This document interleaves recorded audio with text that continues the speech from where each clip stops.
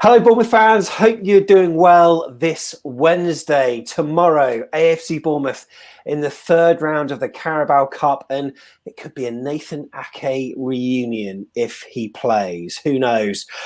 We beat Crystal Palace on penalties. That was a slog of a penalty shootout, but hey, great shooting practice. But I don't think this match is going to see as many goals. Well, certainly not in a penalty shootout, maybe for Man City, who knows. But anyway, Jeff Hayward is with me, and we are going to dissect what on earth JT should do. So, Jeff, Crystal Palace then. We managed to beat them on pens, and we have got the joys of Manchester City. What on earth should we do? I've got no idea.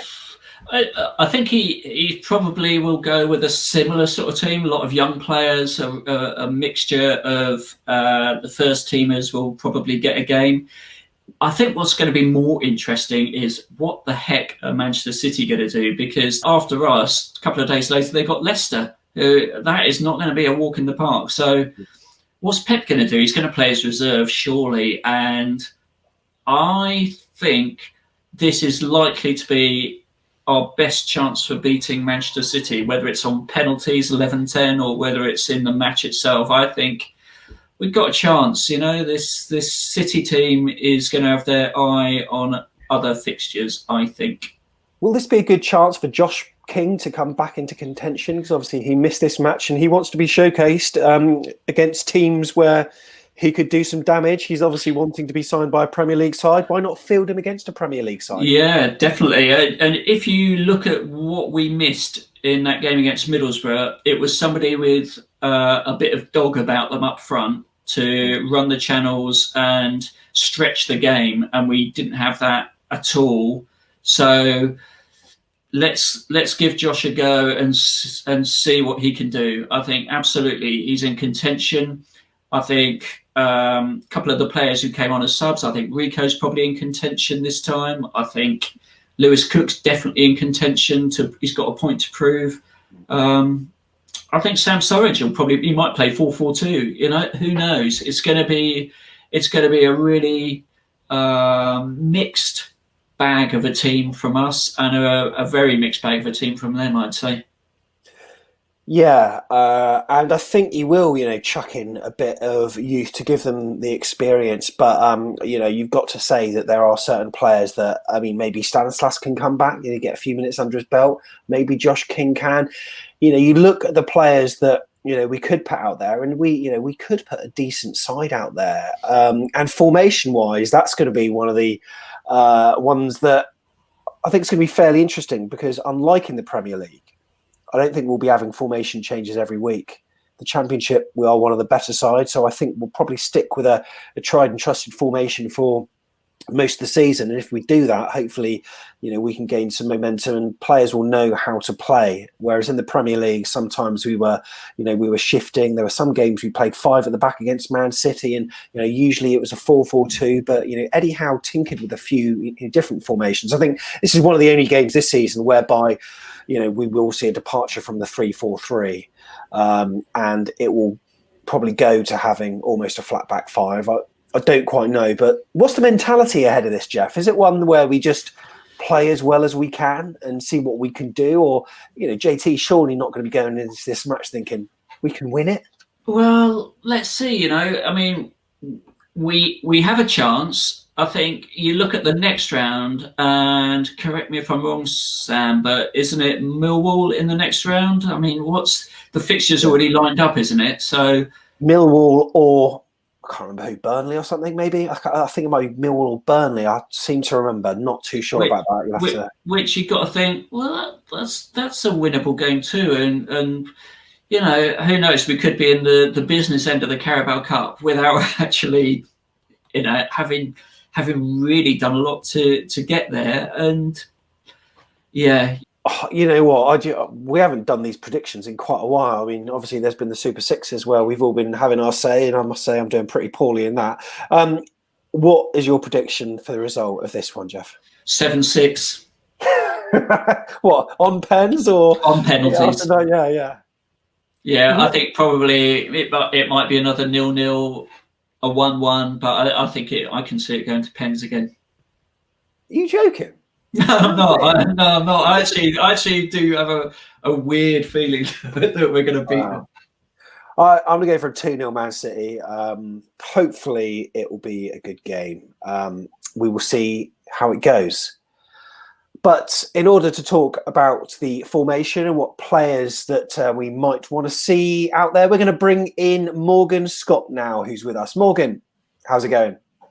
Yeah, I'm good, thank you. Hope you're well, and looking forward to the game against Man City. Let's hope we can pull off another miracle. Yeah, and would it be a miracle though, Morgan? Because after their performance last night against Wolves, where they dominated the game, really good debut from Nathan Ake, it was revealed afterwards that Pep says he's likely to be playing his academy players in the fixture against Bournemouth. Does that give you some optimism? It does, but then when you say he's going to play some academy players, does that mean he's going to play Nathan Ake and some academy players, or does that mean he's going to play Gabriel Jesus and Kevin De Bruyne and then some academy player? You've got to be a bit spectacle. Going into the game, I don't think we need to hide away. I think we just need to go out there and, we need to try and win it. It's not a game where you can just get a point. You need to win it to get through to the next round. So it's going to be interesting to see what happens, but I'm sure that we can discuss what we think is going to happen in this podcast. Yeah, that's right. So if you want to watch the game at home, hopefully the quality will be a little bit better than what we had to suffer at the weekend against Middlesbrough. But it's on the Carabao Cup Live website, and you can pay for your stream on there, £10. And we'll be able to watch that match there. And it's going to be a really interesting choice of personnel for both Man City but also Bournemouth as well, because will we be blooding some of the youth that we did in the last round? There are some players that have played a lot of football for us, like Jefferson Lerma, and I think, well, we need him in there, but surely players like him need a bit of a break. How do you see us lining up formation wise? Because do you think JT will be clocking onto this news that Pep said about playing the academy players and thinking, you know what, I might go a little bit more attacking here? Or do you think he would do what he might have done originally and try to sit back and soak up the inevitable pressure that they're going to probably put on us? I don't think Jason Tindall's going to read too much into what Pep Guardiola said, if I'm honest with you. I think what Pep Guardiola said, that's up to Pep. I respect him. Going back to that game against Wolves quickly, last night City were class against a very, very good Wolves side. Wolves aren't and I really, really like Wolves. I'm a Bournemouth fan and we know this, but no, Wolves were really. I thought City. It's just a little. The give and goes. The goal for I think it was the second goal for. Oh, that was superb, wasn't it? Was it De Bruyne? I think no, Foden scored it, didn't he? Yeah, it was Foden. It was like a circle, and if Bournemouth could ever do that, we'd be like, oh my god! But and what we need to remember about Manchester City. A lot of their players weren't in that matchday squad last night, and they performed. No Sergio Aguero, no Icon Gundogan, and that class, the team last night without David Silva, they didn't miss him. I didn't see a Bernardo on the bench, but anyway, we're not here to talk about City, but we kind of are in some ways. We look forward to the game, great experience. We get to go to the Etihad. I'm hoping there's no VAR. Please tell me I'm wrong. Good point. Not actually sure about that. I don't think so. I certainly hope not. I'm pretty sure in the Carabao Cup, due to some, I don't know, procedure or something, that they can't have VAR. I think it's because obviously you would have, maybe it would be a disadvantage because you don't have it at obviously league under the championship. I don't think it would be fair if they had it at the Prem ground. I know they do in the FA Cup, which I can't understand. Right. Yeah. But they don't in the. I'm pretty adamant that they don't do it on the in the Carabao Cup. So hopefully that won't play a factor. I looked at the referee, not to read too much in. Jonathan Moss is the referee in charge, so Premier League quality. So maybe he might, I don't know, help us out if refs ever help us out, which they don't seem to these days. But no, hopefully we'll just be playing along with the lino and its flag. Because I'm not being funny, Sam. If we have to sit and watch a game where we have to wait for the flag to go up for half an hour, I'm up for sleep. And you know what? I actually wanted to do something whereby I was going to watch Match of the Day at the weekend and then almost time how many minutes of the show are taken up by VAR. And it's what a 90-minute show, but there is a significant amount of time taken up by VAR, whether it's within the actual scope of the game through the highlights, or then Gary Lineker and co talking about it afterwards. It's certainly not something I'm missing. But with regards to coronavirus. Morgan, we were all a bit concerned last week against Borough, given the fact that Neil Warnock had contracted it, and it was announced only 24 hours ago that Ilkay Gundogan. You know what, Gundogan. I can never pronounce his name. Gundogan. Yeah, Gundogan or something. I can never. You know what? It's very difficult. It's like my Sam Sturridge thing for you, but whilst that story's been announced, I feel a hell of a lot better knowing that the Premier League is so rigorous with its testing, and Man City will have that stadium COVID secure, whereas at Borough, when it's left in the hands of the team themselves, and EFL kind of almost ironically wash their hands of it, it feels better to know that we're playing in a controlled environment, doesn't it? 100%, yeah. No, I think the welfare of everyone's safety is the most important. I hate, obviously, we all know that COVID is getting more serious again. But the government and Boris Johnson are going to come out and probably issue some more strict guidelines. So, but that aside, I think they are footballers and they do need to be professional. But I think everyone's safety is the most important, and it was interesting that the fans were still allowed. I didn't quite understand why they were allowed when they were in a national lockdown, but it just seems like we're talking about COVID and VAR these days. Yeah, I know. It's not really football anymore, is it? Don't really feel like it. I was saying on one of the last podcasts, and I got a few tweets actually about it, saying head up Sam, chin up, about the fact that I'm not enjoying football these days, and I think what has always for me made football less of a chore was the actual match day experience itself. When you meet friends, you have a drink in the pub, you have lunch, you banter around the game. The Premier League, for me, it was pressure football, really. And whilst some of it was a joy to watch at times, other times it simply wasn't. But regardless, on a match day, win or lose, it provides a release to actually be there.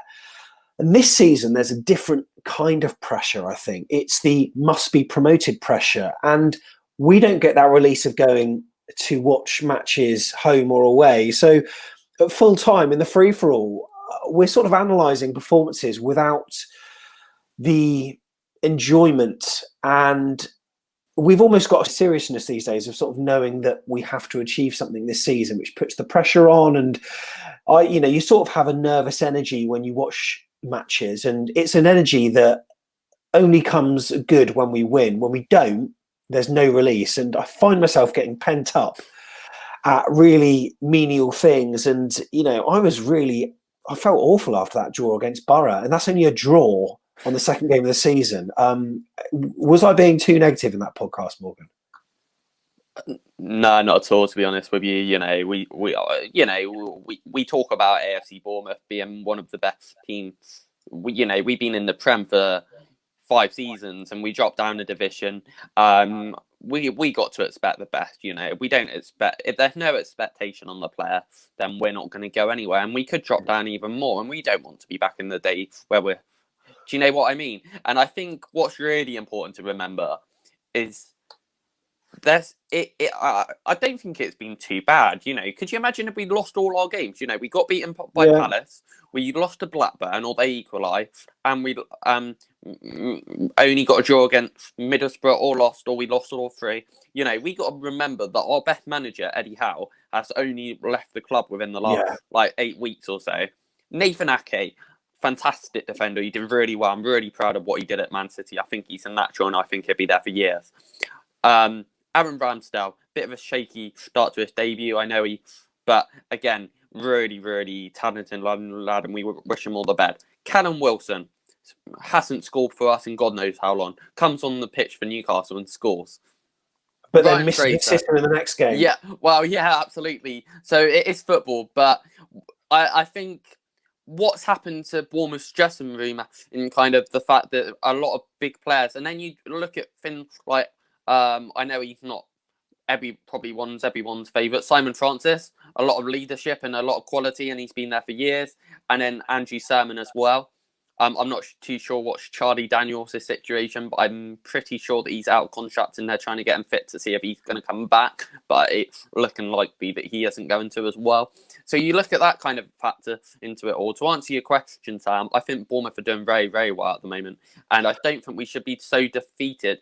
You know, we're going to go and play Man City at the Etihad in a few days' time, you know.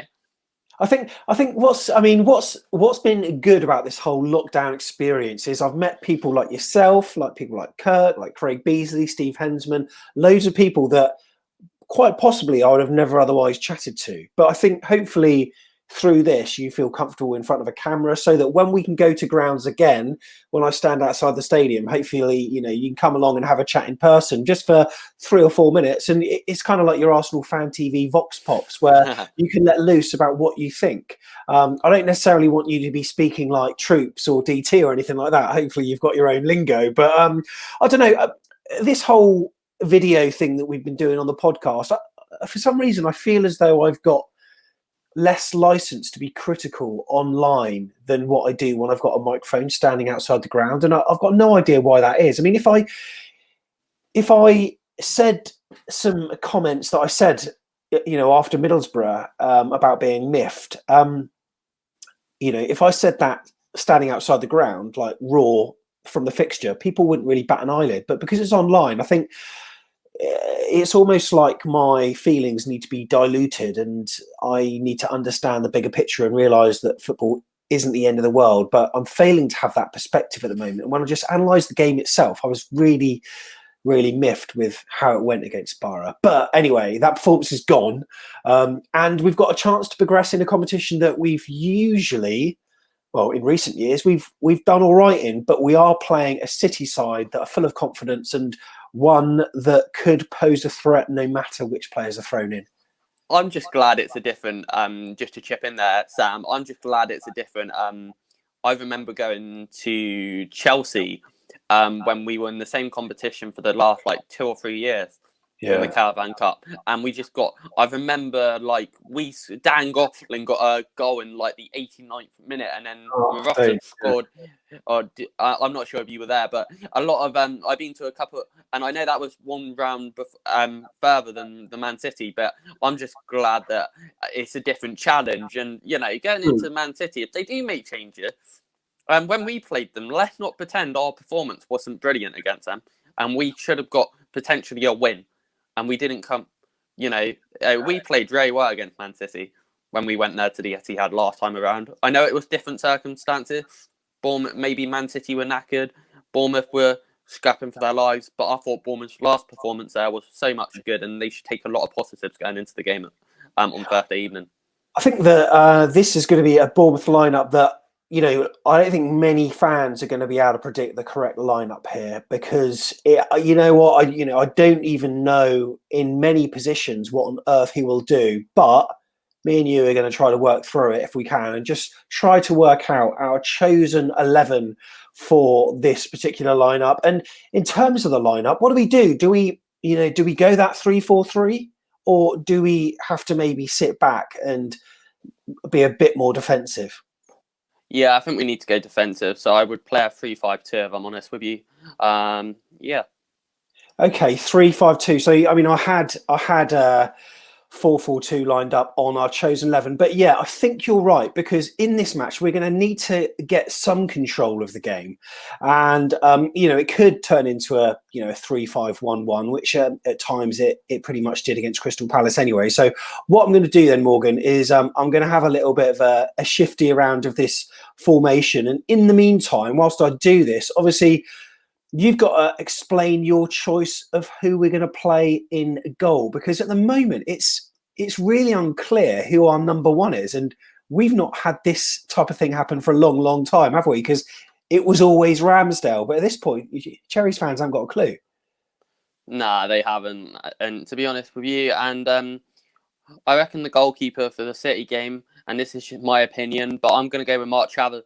I think most clubs have like a bench keeper for like FA Cup games and Carabao Cup games, so I'm going to go with Travers in goal. As I say, maybe Ron, Begovic did start the last couple of games, but I'm going to go with Mark Travers to have the shirt for the Man City game. Okay, interesting. Now, we had this, I mean, let's face it, before we sort of played the three at the back, and you sort of think for continuity, maybe he'll do that again. He wants to blend youth with experience. And last time, I think it was Offerball Jack Simpson, who, ironically was the player that provided the experience. And he's not played much in terms of first team football for AFC Bournemouth in the grand scheme of things. And then Zamora, do you think there'll be any change from that?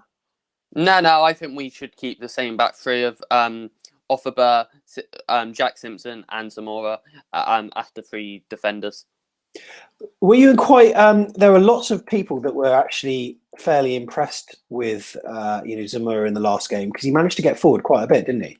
He did, yeah. He was really effective up and down the side, and I think that would cause, depending on what side Man City put out, I think that might cause a few issues, especially if he can get expose up a bit higher than our fullback and then push on from there and maybe whip some crosses into the box for Sam Savage. Yeah. Okay. So we got that, and so if we're going to put five in the midfield, obviously, there were players last time that played like Harry Arter. There are rumours that he may be getting blooded again because not least it'll keep his fitness up. And there are rumours, though, that he's being linked with Nottingham Forest. So whether or not that's going to come to fruition or not, we don't know. If it is, then perhaps JT wouldn't be playing him. But let's just assume that that's a week away. I reckon surely he's going to get put in there, isn't he? Yeah, I would start Harry Arter, 100%. After his last performance, 85 minutes, I thought it was phenomenal. He gave a fight and determination. And, Harry Arter, not one of these players that doesn't know how to play football. Let's remember that. He come in and make a really good... He put in a match, 110 effort. I really think he deserves a chance to start. So, yeah, put him in the middle of the park, I would. Yeah, okay. So who else would we be putting in there as well? So I would put Lewis Cook and Gotland. Yeah, I'm in broad agreement with that, actually. I think you're right in terms of Jefferson Lerma. I don't think he's missed a match this season. Obviously, he came on late in the last round of the Carabao Cup, but in terms of the league, the guy needs a break, doesn't he? And 100%. And I don't think you can talk. He what really I wouldn't say it's much of a break in terms of the fact he's still been through the pretty much warm up. Then he played maybe 20 minutes at the end in the defence.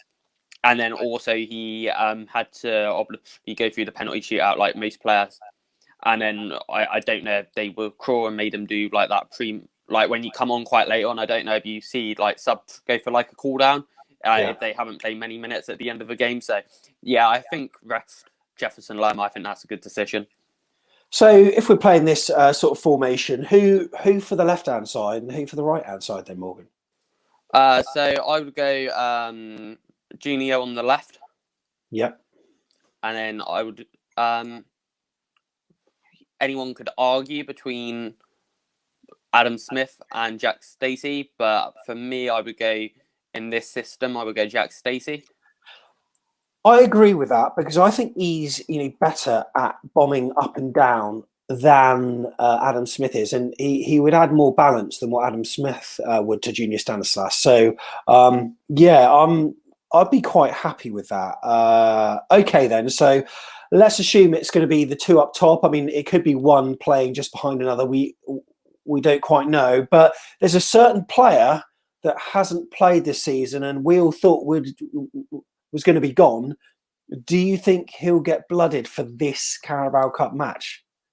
Yeah, why not? He's still part of AFC Bournemouth. Until I hear anything else, I'm not going to say that he's not a Bournemouth player. So we put in Joshua Kin, as you just done. Thanks, Sam. And also a little tongue twist of a youngster who did very, very well against Crystal Palace of Sam Savage. Yeah. Okay. So There we go then. And that is what we are thinking. And, to be fair, I'm looking at that side and there is a nice blend of youth and experience, which I think that, Jason Tindall will be wanting to deploy there. We're playing a sort of 3-5-2 formation or a 3-5-1-1, you could call it.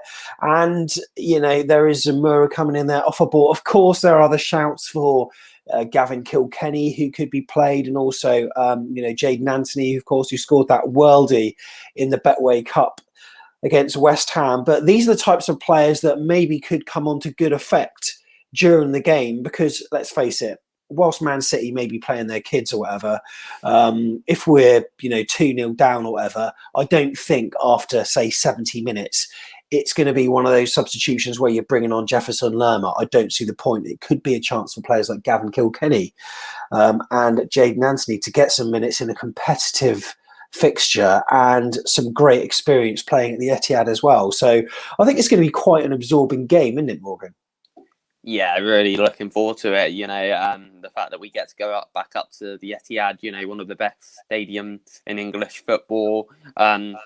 And yeah, just really looking forward to playing another Premier League side. We shouldn't take this for granted. It's not something we get to do week in, week out anymore. We get to do it maybe once every, well, God knows how long, but it's not very often compared to what we've been used to. So to go up to the venue, hopefully there won't be any VAR on hand, but we'll wait and see on that. I'm not going to sit here and talk about VAR for half an hour, but yeah, hopefully, we'll get a win and progress into the quarters.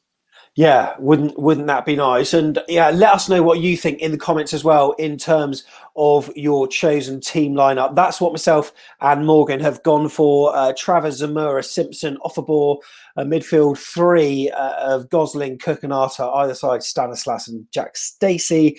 King and Surridge up front. Who knows what's going to happen? It's going to be a very interesting lineup indeed. Are you going to be watching on the night, Morgan? Of course, hopefully, Mr. Positive will be very positive and hoping that we're thinking we're going to get through to the quarters. So up the cherries, and thanks very much for having me.